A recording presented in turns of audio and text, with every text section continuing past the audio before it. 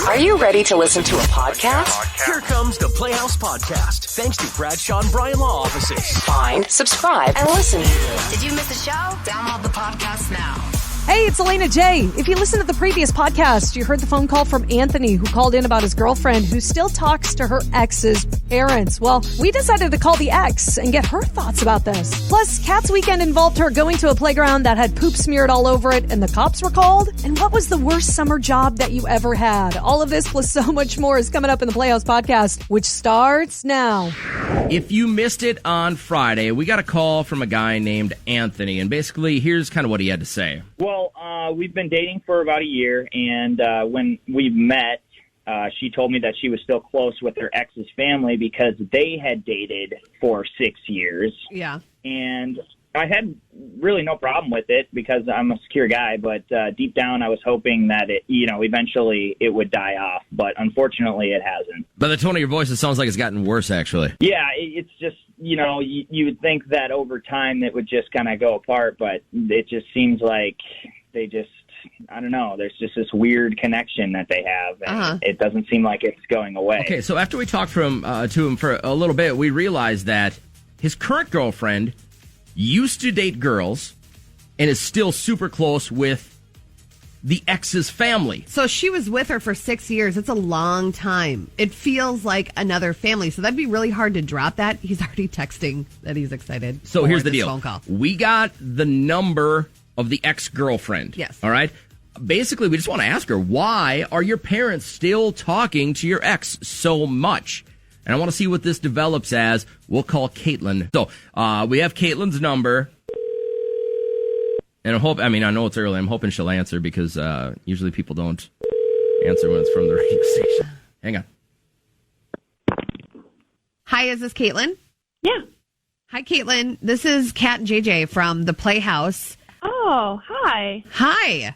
So you are a listener. Yes, I am. Well, we're grateful for that. Did you listen on Friday, perhaps? I don't remember what day it is. I don't think so. So on Friday, we got a call from a guy named Anthony. Do you know him? Yeah, I do. He kind of broke down who you are in reference to his life, and he has a new girlfriend. Well, they've been together for about a year. It started off where he was okay with her hanging out with your family. This is your ex. But I feel like a history of an ex of 6 years, you guys have a lot, and she's still kind of loving being with your family. He's at the point where he doesn't want that to happen anymore. I'm just kind of wanting to gauge how you feel about that. I mean, like you said, it's 6 years, so it was a long time, and my family just loves her. Uh-huh. I think it would be terrible to lessen quality and loving people in someone's life. Yeah. Like him too. They like him too. They do? They enjoy him? Yeah. Okay. I just wish he would have let me know versus doing it this way. Maybe he needs to know that they like him. Maybe that'll make him feel a little bit better. I don't know. He knows that I don't have feelings for her, and I've been with someone new for at least 6 months. Oh, you have? And I really love her. Yeah. So I think if he should have a conversation and talk to her about this first. Sure. Okay. He seems like a little wuss. Oh, all right. Well, this is where. Thank you. I appreciate it. When we start doing the name calling thing, then that's where we're gonna stop this. Anthony just texted. They like me too. See, that's the That problem. might be Start talking to people. A game changer. Maybe this is a really great family to know. Why push people away if they're a great family? This is good and juicy for the radio, but you guys got to start talking, like a little communication. Yeah, just a little. You ever felt that way though? His girlfriend needs to communicate with her. You ever felt that way though? Like your current love interest is still kind of hung up on their ex. You ever felt that way? No. Elena? Not with Melissa, but with past exes. Yes. Yeah? Yes, because in my last relationship, she left me for that ex. For the this ex. kills me. Tell him what she said to you. Oh my God, really? She basically told me that she didn't think that she loved me, basically our entire relationship, and that she was hung up on the ex and thought about the ex every day. There it is. So And we were together for 3.5 years. Thought about her every day. Yeah. That's a lot of mind consumption. Mm-hmm. I would have been heartbroken. Have you ever if I been in heard this that. situation where you circled back to the ex? No. Oh my God, I don't know how I would react to that. I always felt like I moved forward and left everything else behind. Evolved in the right way. That's a very hurtful thing to say to someone too. Like, I thought about my ex every day I was with you. That would have crushed me. You ever been in this situation? If so, I'd love to get your story. I want to bring Victoria on the show real quick. Hi, Victoria.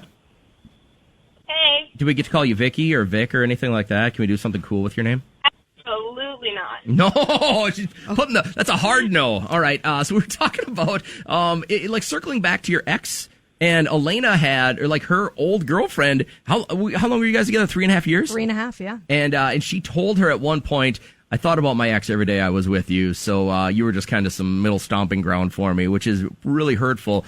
You circle back to your ex, or your ex circle back to their ex? I circled back to my ex. And twice. why? Did they have the sweet stuff? I don't actually know, like, what it was, because, like, thinking back on it now, and I'm still with that guy that I circled back to twice. 2 times. Like, he's not my type at all, but we're married now and have 2 kids. Okay. Are you hearing anything of what you're saying right now? You know how illogical this all sounds. Absolutely. Okay. No, 100%. Like, I have no idea why I'm with the man that I married, but I loved him enough to have circled back to him twice. I figured I should marry him. So you put an ED on the end of love. So what are your feelings right now? Like, do you feel like you could just maybe divorce him and move on at any time? Oh, we've totally talked about divorce. But kind of like in a way where even if we got divorced, we'd still totally, like, hook up behind the other person's back. Yeah. Do you hear any of this? This is like the most toxic thing healthy. I've ever heard. Are you happy? You woke up this morning. Are you happy? Oh, super happy. Like, we totally cuddled and snuggled this morning before I left for work. Like, yeah. But you we're know he's definitely completely in wrong love. for you. Exactly. This is so weird. You are a whole you're episode welcome. of a Bravo. You guys are so welcome. You did help out our show. So is it a day-by-day thing? Like, you love him one day unconditionally, and then Oh my other God. days it's just like, get out of my face? I think that's a normal marriage. I was going to say, I'm a woman who's married, and I'm 26. And we've been married, we got married at 17. Yeah. Oh. So You do a lot we've of known growing. each other since we were 4 years old. Like, that's just kind of the way life goes. When you know someone your whole life, you're off and on. Yeah. I've been with other people. I didn't like them. He was with other people. He didn't like them. We're just like, hey, let's just do this. It's on our OPP this morning, so I'd love to hear from you. Hi, Tanya. How you doing? I'm good. How are you guys? Good. We were talking about OPP and then basically circling back to your ex, and we just kind of started chatting about, why people hang on to toxic relationships and stuff like that. When you got divorced, not a good spot. Yeah, that 26-year-old that was just on really hit a soft spot for me.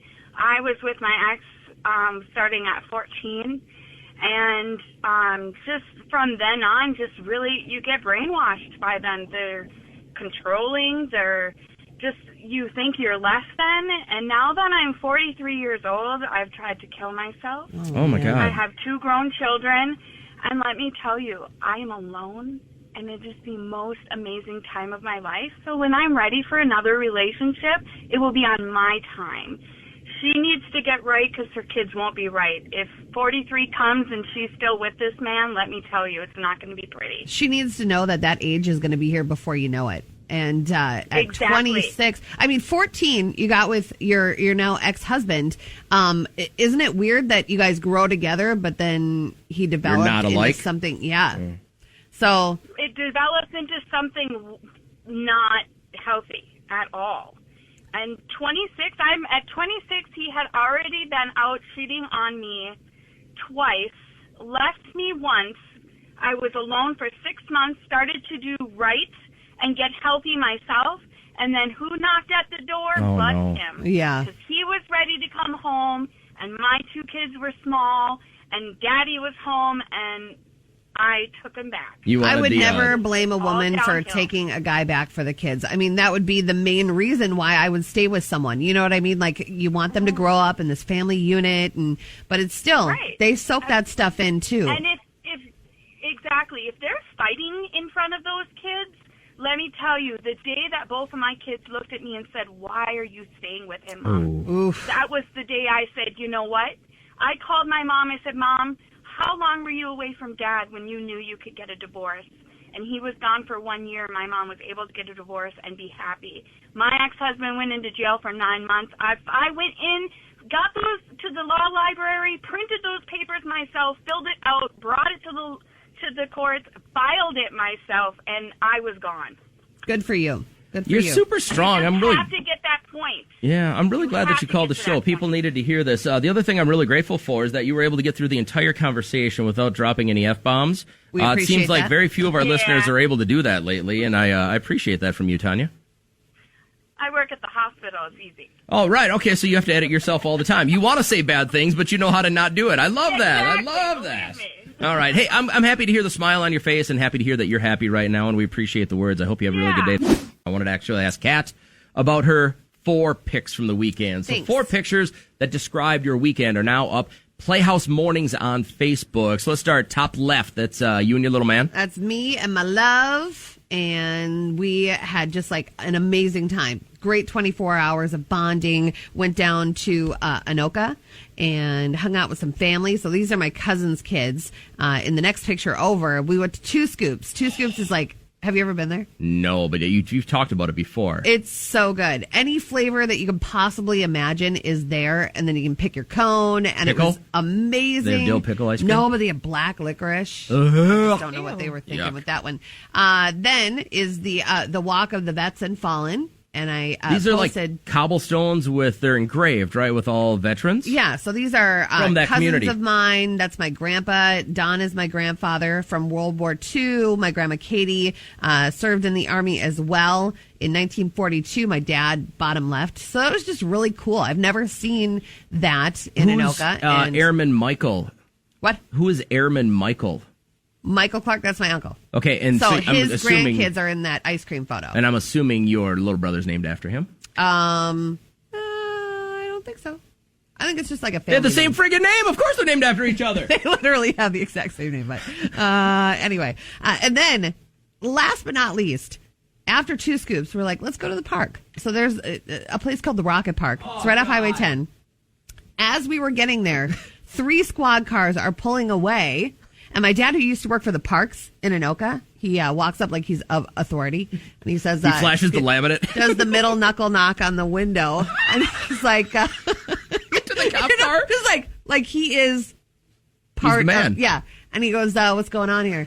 And they said, we just busted 2 teen girls that brought a bag of dog crap. They had collected dog crap from around the area, brought the bag to the very top, where the kids just shoot right up to the top because it's super cool to be up that high. Sure. Okay. So I guess a bunch of kids went up there and started smelling dog poop, and they smeared it all over. I said, teenage girls? That's a really weird thing for teenage Girls girls are the to worst. do. No, I would never ever think. Like back in the day, what teenage girl would even like to even think about touching Amy poop like Bruder. that?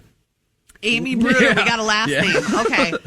Nice. Was she known in your area for spreading poop Big everywhere? poop spreader. Okay. Fecophiliac to the 10th. Then the kids start running around on the other parts of the park because they're sending over some crew to help clean this up, and someone had smeared it all the way down all the slides. Oh, right so on. Yeah. it was a no-go for that park. Sure, but someone I'm just like, didn't have a bad night before. but my dad tells me the story of his old park days, and he's like, yeah, it was a couple of years ago. I just love that your dad walks up to the cop car, knocks on it like everybody, I'm Greg. Yeah. What's going on here? I can take it from here, guys. And he goes, a couple of years ago, I had to come for a call here, and there were a couple of girls that put turds up there again, and he had to go up. He was part of the cleaning crew that had to go up and squeeze through this little entrance because it's made for 4-year-olds. Like, it's not made for grown men. And he couldn't physically see the turds. He had to feel around with his arm up and grab all of them. So that was my weekend in 4. Weird news. So a group of sumo wrestlers from Tokyo recently rescued a drowning woman. I think if I saw that, I'd be like, no, I got it. I'll figure it out. I can swim. I can swim. On my own. They all jumped in at the same time. 20 of them. They dove in, saved her, and she suffered no serious injuries. But I would think people like, I would see one and go, he's got it. Some people don't understand how good of athletes they really are. Like, they're very nimble. I mean, of course they're big, and weight it's pushing people around or whatever, but they're really very good athletes. Really? Yeah. Oh, I would not think that. I would think the opposite. All right. A Cocoa Beach, Florida man recently brought his pet alligator to a local key lime pie store. You couldn't pay me enough to have a key lime pie. Oh, I thought you were going to say don't own an alligator. No. That's where I was No, at. I'll own an alligator before I eat key lime pie. But the alligator was wearing a yellow T-shirt, flopping around as the man carried it into the shop. Obviously not loving that, but the gator looked to be around 5 feet long. Probably going to be coined as an emotional support alligator. What happened to dogs and cats? What? I don't know. What's the deal? Why the alligator? I love how he put the yellow shirt on. It's like when your mom would like put you in something that you weren't comfortable with, but like she'd try to convince everybody she likes it. You know, she likes those rain boots. It was every Sunday morning. Was it? Every all my He friends likes wearing the all my ill-fitting friends shirts. got to wear jeans and tennis shoes to church. Of course, it was. Oh, You had to wear the formal outfits to church. Man, it was always a shirt tucked in with a belt. Most of the time, a tie. Really? Yeah. We'd go before basketball tournaments, so we'd have our rip-offs and stuff like that. Dress shoes. I remember the one time I wore Nikes. I'd gotten my first pair of Air Jordans. Yeah. And I wore them, and my dad freaked out. Really? How dare you wear those in the Lord's house? Oh my God! What were your church shoes? Were they like brown leather? Yeah, exactly. You'd have to rub some oil. I did. on No, it? I shined them because Really? my dad was a military guy, so he was always shining his boots. So I learned how to shine my shoes really early. There you go. And that is what's weird. Elena, I want to start with you. Best paying summer job you ever had in your entire life was what? Soccer referee. Oh, yeah. That was good money. It was like $30, $40 for a game. Yeah. And a game for kids would usually last about an hour. So, you'd get a nice tan going on. But the worst thing, obviously, the parents. Yeah. So my dad was an umpire. That's why all the grandkids call him Umpa. And so he was an umpire. He'd make crazy money during tournament season. Yeah. But the worst were like the bar leagues because these dumb, they get them all half licked up. pot-belly guys Yeah. that think they're still active and athletic. They're like, whatever, bad call, ref. And one time, oh my God, they tried to push over the porta potty that he was in. Like, he was so scared. You have no idea how much I was going to go down there and kick someone's. I swear to God. I was like, you're going to mess with my dad like that? So he makes a questionable call after the game. He decides he's got to, Gotta go to the bathroom? rifle one off. Yeah. And then they almost push the porta potty Yes. over. Oh my God, I was so mad. So mad. But a kid I grew up with was there during his bar league, and he texted me, don't worry about it. We told those guys to go away. I was so mad. I was going to come over there and stick up for my dad. How about you? What was the best paying summer job you ever had? So my brother ran the Maple Grove Community Center and the ice arena. And they had a division outside in the parking lot, the skate park. Okay. And it was actually really good paying job. I got paid from the city maybe about $15, $17 an hour to sit in like this tiny little tin can. Like a warming shed kind of thing? Yeah. And then I'd just have to have kids sign a waiver, and like all these hot teens would come, and I was 18, and it was like just the thrill of a lifetime. And they would bring me Chinese food. So how you stayed out of prison is really more of the I checked. question. I checked the waiver for their date. I got a license every time. Mike, how you doing this morning, bud? Doing good, guys. How are you? Great. We're talking about the best paying summer job. So you were young. You were either a teenager, maybe in your young 20s. The best paying summer job you ever had was what? So this was a teenager. Date myself, probably 1991. Okay. And heading into 8th grade, and I took a job to do corn detasseling. Corn detasseling. Yes. Yeah. But it's usually organized child labor. Yes. Because it is an awful, awful job. Yeah. Was this like a local farmer, like a neighbor farmer that was paying you to do this, or what? This is kind of a big operation through Pioneer Seeds that they would pick up a busload of money-hungry kids at 6 a.m. and go out into a field, but you had to be done by noon because it got too hot and dangerous. Jeez, I feel like you should be on Dateline. How much were you making? At the time, like $14. I think my regular school time job was probably $6. So this was substantial, man. So, like, tell me what you did with your fingers. Like, you're walking a row, and how do you detangle? You just like It's after it's already cut. Oh. So if you think of like the top of the corn stalk that has the tassel, so you're pulling it off, and it's the pollen basically. Oof. Every fifth row you had to leave. Anybody have a swollen face from like allergies, but they had to muscle through it because they wanted the cash? I was too busy just trying to stay alive, so I don't know. That sounds terrible. That's a salt of the earth kind of job, man. Oh my God. It was awful, and one summer taught me what hard labor was. There it is, and you appreciate it every day now, don't you? I know what I don't want to do. There it is. All right, thanks, Mike. Have a good morning, man. Have a good day, guys. It's true. Don't you just drive by someone that you know, like, did really hard work that day, and you're like, God, I'm so glad I'm not them. Like, guys, they know. I got a hard work. job at an apple orchard one summer, and it started in the fall. They had called us to pick pumpkins. Yeah. They had a giant pumpkin patch, and it would be me and two of my buddies cutting pumpkins when they were ripe, pitching it to the next guy, and the other guy pitching it up to a guy in a truck. Yeah. It was just, you pick, and then every 30 minutes we'd rotate. And every 30 minutes you sit, you cut down, you cut it, you pitch it to the next guy. And then in the summer, we worked in the apple orchard, and we were hanging little weights on apple trees so that the branches didn't grow up. They grew out because they could hold more apples then. Yeah. We wanted these trees, so I did that. And then in the fall again, we had to pound in hundreds of stakes for the pumpkin or for the Scarecrow Festival, and it was the greatest job. Listen, you guys don't do drugs, but at one point, did you have a booger? You know?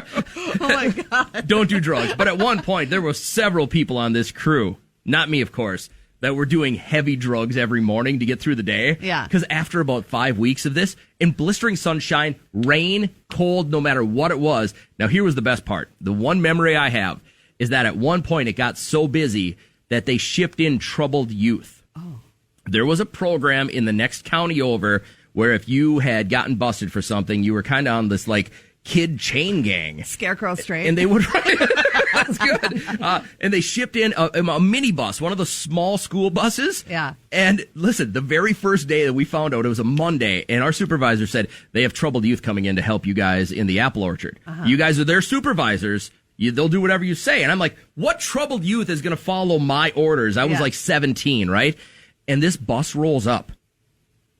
And guys, the music was blaring. The guy, like you remember Otto, the bus driver on The Simpsons? Yeah. Where he was just like, hey man, like super stoner. These kids get out, they open the door, and this huge poof of smoke comes out. Isn't that supposed to be a CO? Like a Cheech and Chong movie. Wow. And all of these kids, they all had backwards caps, long hair, nobody wearing a shirt, just kind of like, all right, what do we got to do, man? Yeah, right. Our parole officer said we got to be here for this. Yeah. And I'm like, all right, guys, we're going to do this. And like, no, we're not. And literally my friend and I go, why don't you guys just sit over there? You puff away. We'll come have lunch in a little while. Yeah. But I've got bank. I made like $4,000 that summer. That sounds It was a really exactly good like the summer. Bowerberry Farm, except for none of that happened. I want to know about yours. Horrible. Whoa, that sounds exactly like it, but none of it happened. What was your best paying summer job? Podcast. Download the podcast. The Playhouse Podcast is made possible thanks to Bradshaw and Bryant Law Offices. Catch the live show weekdays from 5:30 to 9 on 104.7 KCLD. Now, share this with a friend. Immediately. And hey, we have more podcast episodes available, so go check them out right now. Do it. Come on, do it. Seriously, do it.